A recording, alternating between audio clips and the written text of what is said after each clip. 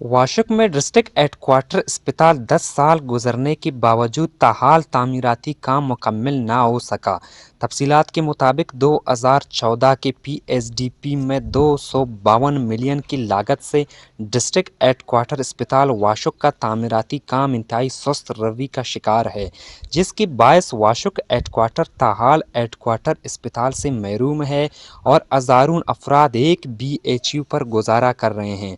वाशक में हेडक्वार्टर अस्पताल ना होने के बायस मरीजों को शदीद मुश्किलात का सामना है। लोग मामूली सी बीमारी के लिए खारान खुजदार का रुख करते हैं, जबकि ज़िली हेडक्वार्टर अस्पताल के तामीराती काम में गैर मयारी मटेरियल अलकाबिला इस्तेमाल की गई है और गैर मयारी दरवाजे नस्ब की गई है, जिससे अस्पताल का तामीराती काम मुकम्मल होने से पहले नाकारा व खस्ताहाल बनता जा रहा है।